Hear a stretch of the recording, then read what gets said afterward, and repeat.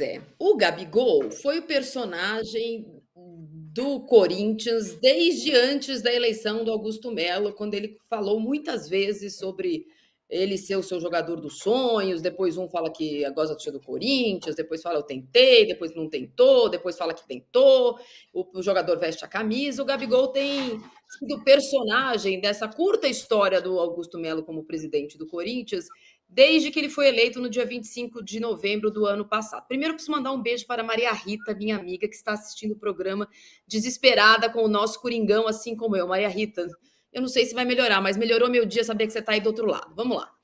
Vou começar pelo caso Vai de Bet. Então, completa essa semana, completou na semana passada, 2 meses do inquérito da Vai de Bet, que apura, junto com o Ministério Público, crimes financeiros na intermediação do acordo de patrocínio, que, ao ser anunciado, era o maior da história do universo da última semana.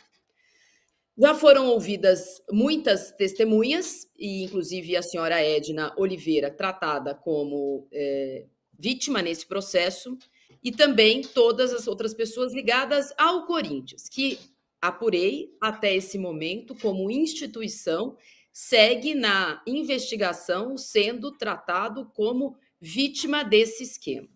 A última pessoa ouvida oficialmente pelo inquérito policial foi o ex-diretor de comunicação, Wagner Villaron, há 20 dias.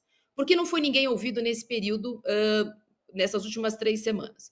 Porque depois de ser decretado, no dia 22 de julho, a quebra do sigilo das empresas envolvidas, então, a que o Corinthians pagou para o Mídia 7, depois a Mídia 7 passou o dinheiro para frente, ou se foi o Sérgio Moro que mandou o Cassundé, etc. e tal, essa quebra de sigilo foi decretada, e no dia 9 a Justiça decretou, mas os bancos foram notificados no dia 9 de agosto.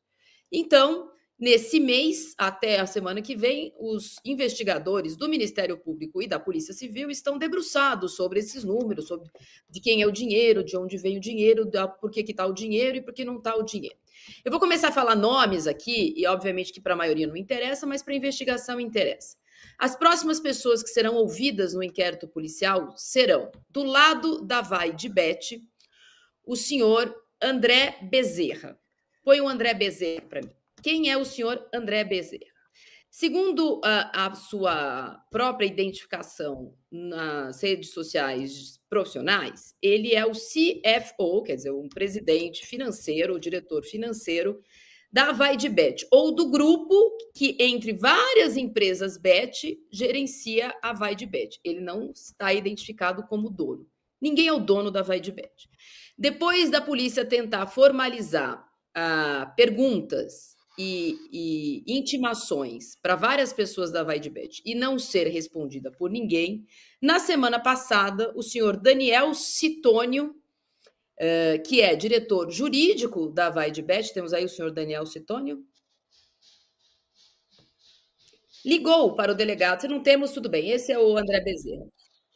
Passei a foto aí do André Citônio também. O diretor jurídico da Vai de Bet, essa empresa que tem sede em Campina Grande, telefonou para o delegado na semana passada, dizendo: veja, então, não, estamos por aqui, se você quiser um contato, seria o advogado da Vai de Bet, mas ele é diretor financeiro da empresa, é diretor jurídico da empresa, na verdade. Eu apurei dentro dos registros da empresa como chama? Na junta comercial. Ele ligou para o delegado e disse: não, tudo bem, a gente pode fazer. E o delegado perguntou para ele: mas quem que é a pessoa responsável pela Vai de Bet? E foi ele que indicou, então, o senhor André Bezerra, que não é o dono. O dono X ainda não será notificado. O senhor, apesar de ser de um grupo de empresas Bet, dessas que tem tanto dinheiro, 4, CFO, mora em Campina Grande, ele pediu para ser ouvido via teleconferência. Ele não virá a São Paulo dar o seu depoimento, mas atendeu ao pedido e falará sobre o lado da Vai de Bet nessa história toda. O diretor financeiro e o diretor jurídico e o diretor financeiro, que é esse que nós estamos vendo agora, o seu André Bezerra, eles também vão ter que explicar por que foi que a Vai de Bet, de uma hora para outra, ainda que tenha sido anunciado várias denúncias sobre o pagamento de uma intermediação que não aconteceu, mas que a própria empresa em nota disse que aconteceu, por que que eles romperam o contrato com o Corinthians e sumiram de São Paulo. Essa é a pessoa que vai ser ouvida na Vai de Bet. Do lado do Corinthians, serão ouvidos também, e já foram oficialmente chamados, o atual diretor jurídico, financeiro do Corinthians, depois de todas as saídas que teve no Corinthians por causa dessa história, o Luiz Ricardo, que é conhecido dentro do Corinthians como Sidorf, que assumiu depois da saída do Rosalá Santoro. Hoje ele está sob o guarda-chuva do novo, esse participou da campanha, ele não foi eleito como conselheiro, ele já foi conselheiro do Corinthians, nesse momento ele não tem mandato de conselheiro, desde o começo trabalhou como diretor adjunto e há 2 meses ele virou diretor financeiro do Corinthians, ele vai ser ouvido. Também será ouvido uma pessoa do departamento jurídico do Corinthians que permaneceu, que é o Rui Fernando. Rui Fernando é um funcionário do Corinthians, a gente está vendo aí ele na FIFA, porque antes de ser funcionário do Corinthians, ele atuou como advogado e procurador de jogadores de futebol. Hoje ele é funcionário também do Corinthians, também atua no seu próprio escritório. Ele também será ouvido. Depois, obviamente, essas oitivas serão feitas também depois de muito estudo da quebra de sigilo das contas. Então, esse é o movimento da Vai de Bet. Antes de passar para vocês, eu só vou atualizar a situação do impeachment, porque elas são paralelas e elas não correm juntas. Ontem foi protocolado um pedido de impeachment, abertura de processo de impeachment contra o Augusto Melo. A mim, ele disse o seguinte, abre aspas, não vai ter golpe, fecha aspas. Essa foi a reação dele. Eu perguntei se ele gostaria que eu falasse com o advogado dele, ele disse que nesse momento não respondeu nada. Qual que é o trâmite do processo de impeachment, que tem um rito até considerado rápido? O Romeu Tuma Júnior, que é o presidente do Conselho Deliberativo, tem 5 dias para repassar o pedido à Comissão de Ética, que está investigando outras coisas da administração, não exatamente só o processo de impeachment. Essa Comissão de Ética tem 10 dias para analisar o processo e, eventualmente, chamar o Augusto Melo para se defender. Chamado, Augusto Melo tem 10 dias para apresentar a sua defesa. A partir daí, a Comissão de Ética faz um relatório se sim ou não é necessária a abertura de um processo e encaminha isso de volta ao Conselho Deliberativo. Se o Conselho Deliberativo aprovar a abertura do processo ou aprovar o relatório da Comissão de Ética dizendo que o processo é válido, ele precisa ser afastado. Essa é o trâmite, é o rito dentro do Corinthians. O presidente hoje passou o dia tratando do anúncio de jogadores, né? Então o Corinthians anunciou oficialmente um volante e um atacante. O presidente do Corinthians está à espera, depois de todo esse movimento, o movimento dos conselheiros, que tem de várias chapas, se chama Reconstrução, está encabeçado pelo ex-presidente Mário Gobi. Por enquanto, não possui apoio do que tem sido o principal poder paralelo do Corinthians, que é a Gaviões da Fiel. A Gaviões da Fiel tem uma reunião marcada para hoje, às 8 horas, para decidir qual é a sua posição em relação a uma reunião extraordinária, para decidir qual é o seu lado nessa história, se vai apoiar o processo, se é contra o processo. Então, hoje é um momento muito tenso para o Augusto Melo, ele tentou falar com vários apoiadores antigos e novos para tentar fazer o processo ser barrado, porque agora o processo precisa acontecer, ele não pode mais ser, o processo não, mas a análise na comissão de ética precisa acontecer, ela não pode ser engavetada. Vamos lá, Renato. Nesse momento de dificuldade extrema, o Corinthians contrata jogador, tenta negociar o Yuri Alberto e tem quartas de final da Copa do Brasil depois de amanhã. Qual é a prioridade? Já não é nem mais o Campeonato Brasileiro, eu acho. O Campeonato Brasileiro já foi. A prioridade do Augusto é se manter no poder, né? Coisa que eu acho que vai ser muito difícil. Essa história toda da Vai de Bet, gente, cheira muito mal, mas muito mal. É tudo mal explicado, é tudo esquisito. Os personagens desaparecem, os personagens não querem falar. Eu não entendo realmente por que o Augusto Melo ainda não foi convocado para dar o depoimento dele como participante, porque você sempre ressalta, até agora o Corinthians não é parte do... Como não é parte? Foi o Corinthians que contratou a Vai de Bet. Peraí, Renato, só para explicar então. A polícia trata a senhora Edna, pessoa física, e a instituição Corinthians, até esse momento, 2 meses de inquérito policial, como possíveis vítimas de um esquema de fraude financeira. Isso não significa que pessoas dentro do Corinthians não tenham fraudado a instituição. Essa é a diferença. Não é o Corinthians como instituição, porque pessoas jurídicas também praticam crimes financeiros. Até agora, o que a polícia trata a instituição Corinthians e a senhora Edna, a laranja da história, como possíveis vítimas de um crime financeiro. É essa a ideia. Não é que não teve ninguém dentro do Corinthians, não. O clube, mas e os personagens? E os personagens do Corinthians, todos eles têm que ser incriminados, gente. A história é muito mal cheirosa, não tem, é impossível acabar essa história com uma conclusão assim, não, foi tudo certo, foi legal, houve uma certa confusão, a pobre da Edna não sabia. Pô, não tem como isso, gente, não tem como. Sabe, é aquela velha história que eu falo, se tem rabo de porco, focinho de porco, orelha de porco, se não é porco, é feijoada. Não é feijoada, é porco mesmo. E aí não tem nada a ver com Palmeiras, né? É uma coisa mal resolvida.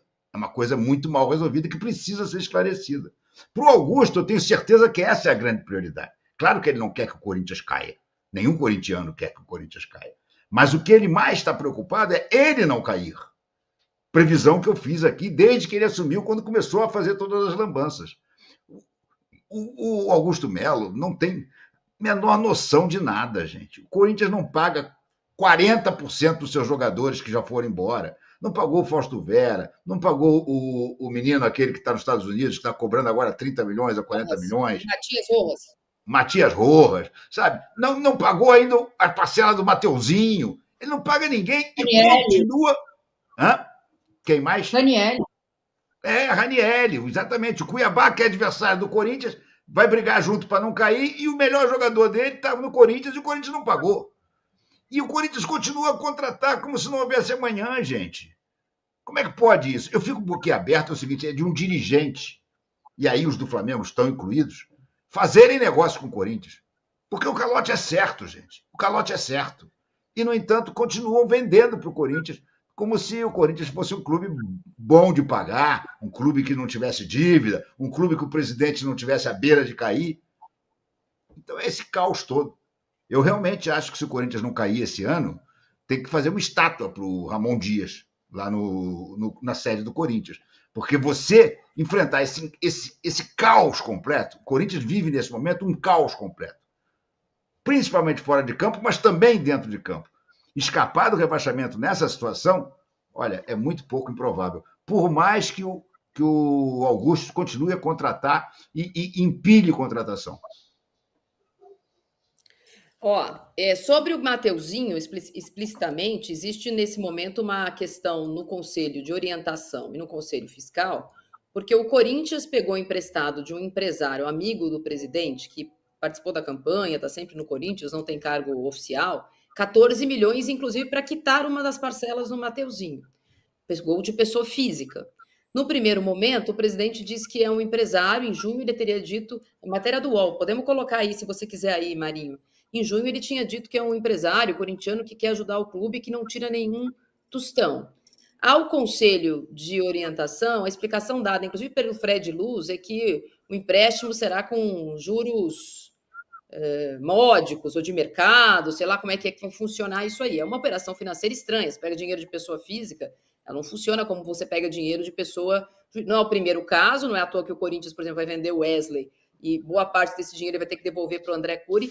Não é um empresário ligado a jogadores de futebol, o Corinthians bate muito nessa tecla, é uma pessoa ligada a outras atividades econômicas, mas é um fato. Se você quiser colocar o link aí da nossa própria matéria, Marinho, sobre esse empréstimo que o presidente fez e deve explicações ainda ao COF do Corinthians, põe para mim. Eu vou passar para outro assunto para mim, porque assim, de fato um balaio de coisas diferentes.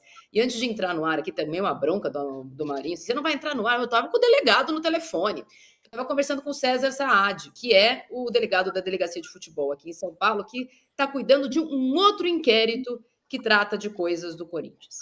O Saad, ele está tratando do inquérito das milícias digitais, e que virou o inquérito de milícias digitais, porque o objeto desse inquérito, quando aberto lá em maio, era outro. Vocês vão lembrar aqui que, depois do furo de reportagem do Juca Kfouri, em relação à intermediação que não teria acontecido e o dinheiro que teria passado parado na conta da senhora Edna Oliveira, O ex-diretor de marketing do Corinthians, Sérgio Moura, que é um dos personagens principais, que teria pago uma intermediação para a empresa do Cassundé, que já a delegacia disse que não intermediou nada, foi à delegacia fazer abrir um boletim de ocorrência que estava sendo alvo de mentiras e fake news dentro do Corinthians, de que pessoas teriam contado a jornalistas que ele tinha sido a pessoa que tinha pago uma intermediação que não existia. Começou com isso.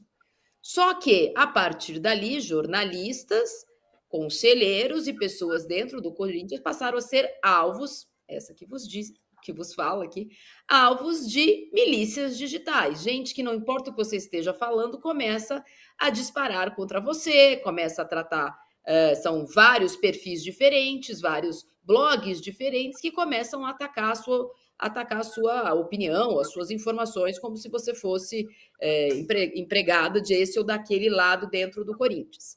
E essa investigação continuou com denúncias feitas pelo Rubens Gomes no seu depoimento no outro inquérito, dizendo que ele tinha contratado uma empresa, desde que ele tinha saído do departamento de futebol, uma empresa para analisar suas contas, porque ele estava sendo alvo. Ele estava sendo alvo, o Romeu Tuma Júnior sendo alvo de mensagens nas suas redes sociais, e aí alguns jornalistas também foram chamados a depor nesse inquérito, porque todos eles, se você faz uma intersecção, você acha ali meia dúzia de perfis que estão sempre presentes, além de robôs repetidos. Então, essa investigação, que estava morna, é verdade, ganhou força ontem. Por quê? Na abertura do processo das investigações da Comissão de Ética contra os 7 investigados, e aí não tem a ver só com impeachment, mas foi lido um relatório da Comissão de Justiça sobre milícias digitais, sobre possíveis blogueiros e contratados para falar isso ou aquilo, postar isso ou aquilo a favor do Augusto Melo ou contra o Augusto Melo, contra esse ou aquele que saíram da gestão Augusto Melo. Então, esses documentos que já tinham sido entregues pelo Romeu Tuma Júnior ao delegado Tiago Correia, que investiga o caso do Vai de Bet, serão entregues agora ao delegado Sérgio Saad, que vai engordar a sua investigação e entender como é que uma coisa que começou com alguns jornalistas agora ganhou todo esse corpo. Tem muita gente envolvida, alguns blogueiros com muitos seguidores, alguns mais desconhecidos, mas vai ser bastante revelador dessa nova realidade do jornalismo / entretenimento, Miri Lacombe. Que jornalista é jornalista e blogueiro é blogueiro, e tá tudo bem, mas não é a mesma coisa. Marília do céu, eu parei de entender faz uns 15 minutos. O que é que está acontecendo? Desculpa, eu tentei ser didática, perdão, mas é muita coisa. Meu Deus do céu, é um buraco sem fim.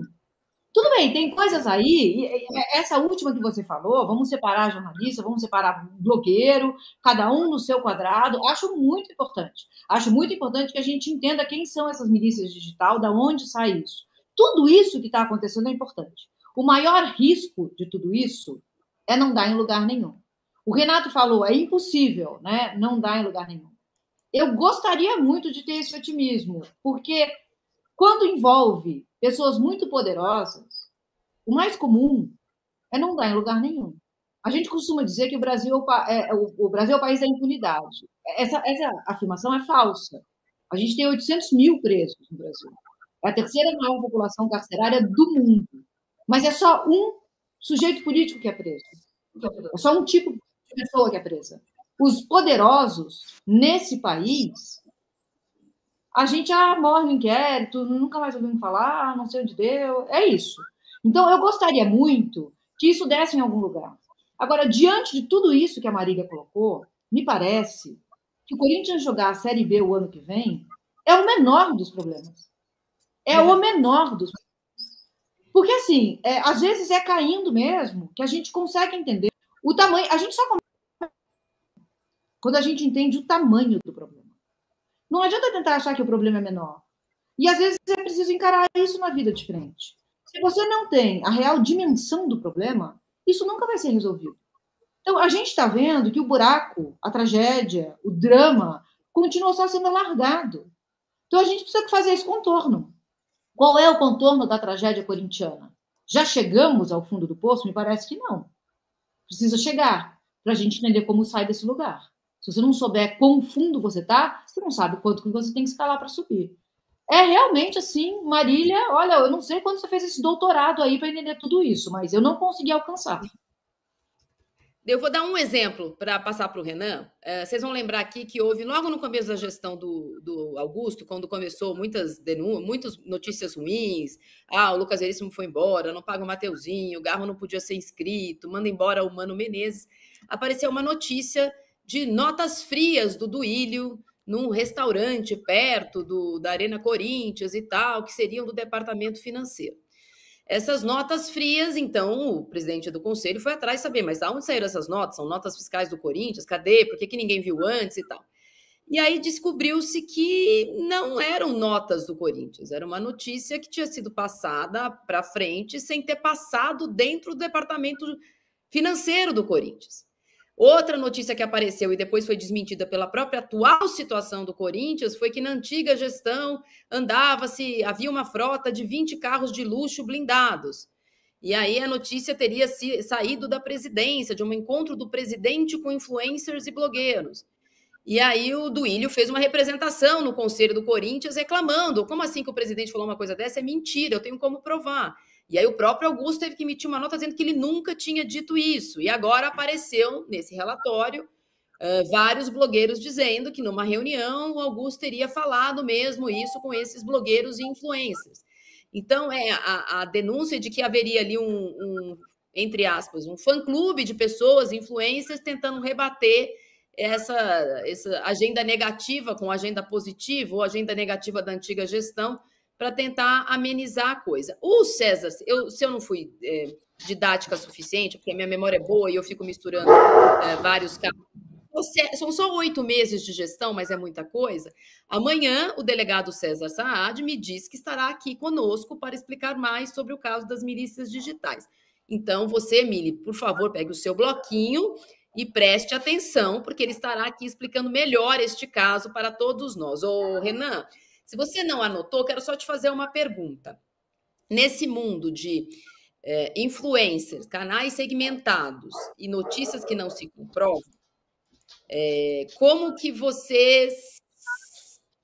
Não como você se alimenta de notícia, mas como é que você divide essas informações? Porque eu acho que o que muitas vezes acontece aqui no nosso chat e nas pessoas que nos seguem é não entender a diferença entre eu gosto dessa atual gestão, eu reporto sobre essa atual gestão.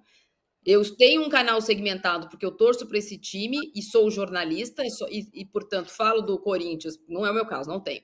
Falo do Corinthians porque eu sou corintiana, mas vou falar doa quem doer, ou fui contratado para uma gestão para falar só bem. Isso aí é muito complicado, Marília. Hoje eu trabalho num canal segmentado também, do São Paulo, né? E o Arquibancada Tricolor. Bom, primeiramente que a gente lá, a gente fala, a gente não é pago pelo São Paulo, né? Isso. Então a gente fala de fato, primeiramente, para deixar bem claro, a gente não é pago pelo São Paulo. Essa discussão no Corinthians, então é bom deixar claro, porque assim, tudo bem ter um canal segmentado, tudo bem, não é tudo bem ser pago. Tudo bem. Exato, perfeito. Você ter o canal segmentado, tá tudo certo. Você tem a paixão pelo clube e tá tudo certo você ter um canal segmentado. Hoje tem muitos. A maioria que estão nas entrevistas coletivas hoje, eu acho que a maioria são canais segmentados. Então a pergunta fica até meio sem... muitas vezes não é o que você gostaria até de perguntar. Mas o nosso não. A gente trabalha de uma forma imparcial, a gente dá a nossa opinião. Lá no canal, o meu papel é falar das questões táticas e técnicas. Então, quando eu acho que eu tenho que fazer alguma crítica ao Zubeldia, eu faço, sem problema nenhum. Não fico só elogiando. Aí não ganhou nada, né? Agora eu entendi. O Rames não te deu um autógrafo, uma foto e um café colombiano. Esse era o problema. Tô brincando. Pelo contrário.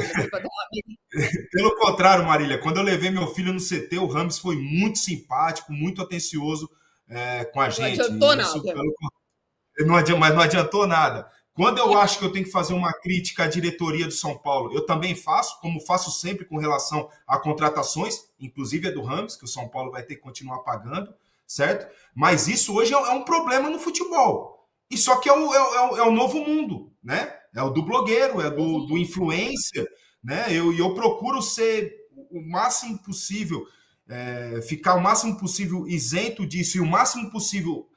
Eu acompanho o quê? Eu quero saber do Corinthians, eu vou procurar informações pelas pessoas, por exemplo, você, seu irmão, mas informações que não tem nada de ver com o clube.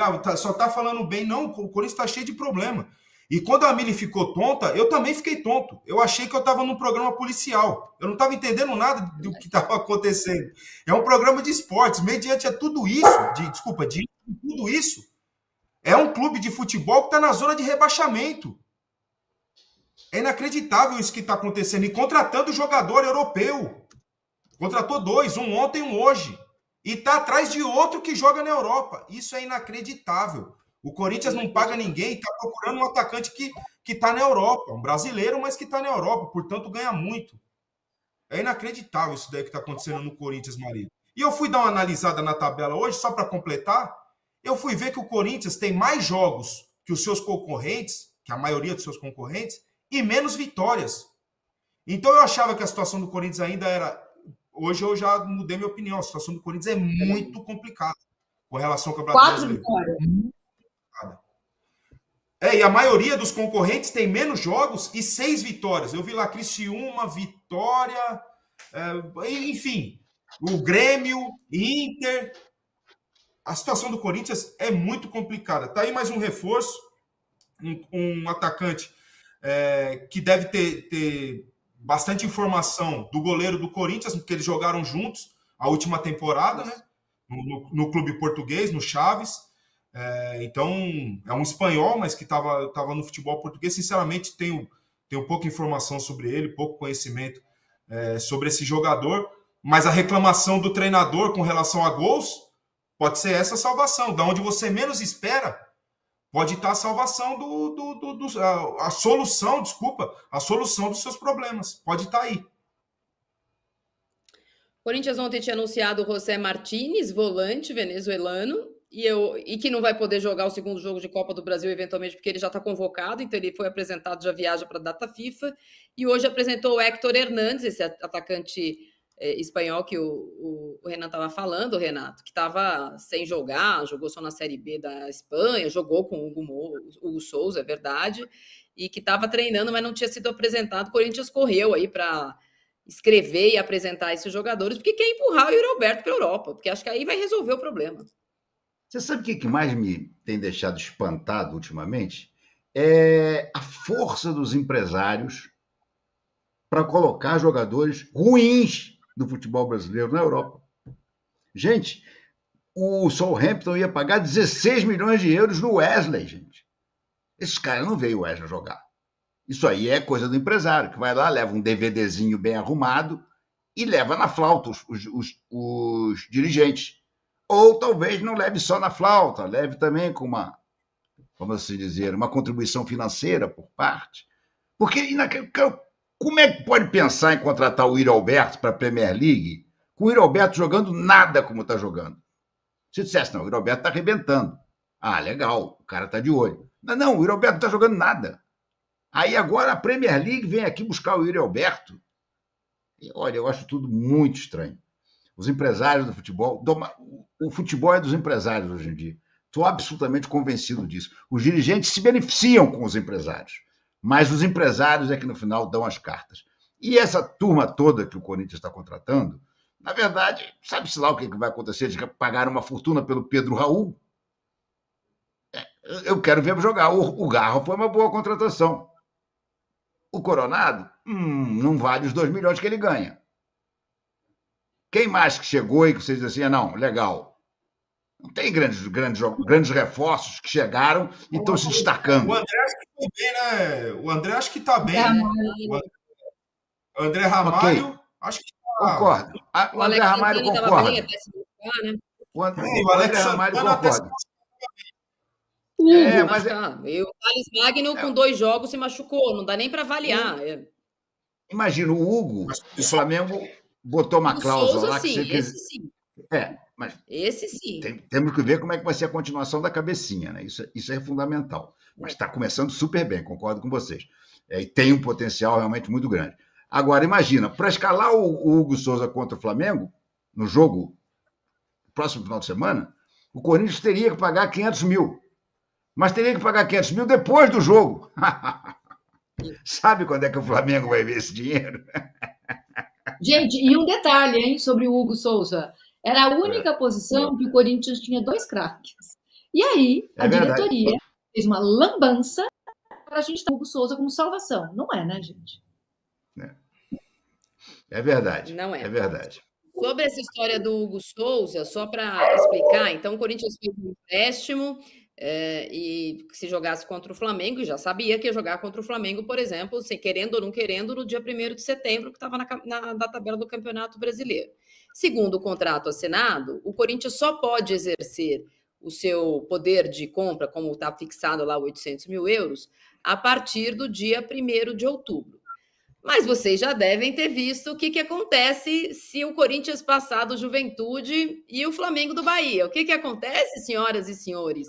Na última semana de setembro, 1º de outubro, semifinal de Copa do Brasil, um jogo antes e um jogo depois da data FIFA. E aí seria Corinthians e Flamengo de novo. E aí o Corinthians precisa ver se vai pagar 500 mil para jogar com ele no jogo de ida, ou se vai primeiro exercer e já bater os 500 mil. Vai ter que fazer essa continha. Mas como é daqui 30 dias, sabe-se lá como as coisas vão estar até lá, então a gente deixa esse assunto dos 500, mais 500, menos 800, mais 20, menos 30, uma conta que nunca fecha, para mais para frente. Amanhã tem Flamengo sem o Hugo Souza contra o Bahia pela